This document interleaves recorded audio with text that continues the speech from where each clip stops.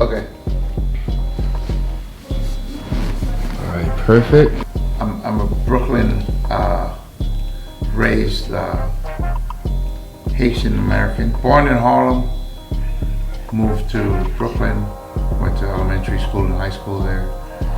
My parents, having been hardworking Caribbean people, just made sure that we were prepared for the world as it presented itself.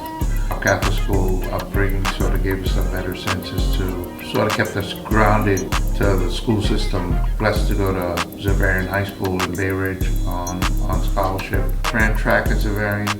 What I remember, relatively anxious as a teenager. I was hyper aware of my environment. First few times in Bay Ridge, Brooklyn, I was predominantly, I'd say 98% Italian.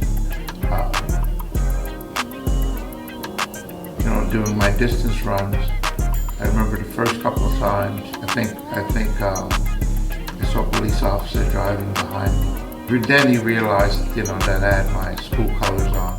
Subsequently, as I became more and more successful, I became more friendly with them, and they knew who I was as I ran through the streets. I was welcoming that opportunity for the discourse. I found was enlightening to them, because for many of them, this is the first time that they're ever encountering anyone outside of their culture. Questions about where I lived and what happened in my neighborhood. And the opportunity was not to be offended, but to welcome the dialogue, because the dialogue subsequently gave them better perspective into the humanity that we all share. From there, went on to Penn State University. I'm not a Long Islander by any means. What brings me here is a deep understanding as to what it's like to be an other, to be a Haitian American when I was growing up in New York was an other, to be a black person in a school with 2,000 kids and 11 minorities was an other. And I understand what that means relative to navigating the landscape.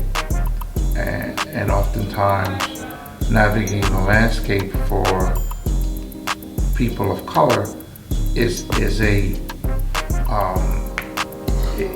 opportunity. It's an opportunity that can be daunting if you don't have anyone with you. We often find to be daunting. We like the safety of just being in an environment where it's just us, but that's not the world that we live in. But within the just us is strength, and if you can give someone some sort of strength and give them an understanding that you too have navigated the waters that they're navigating, I think a lot of times that's 90% of the battle.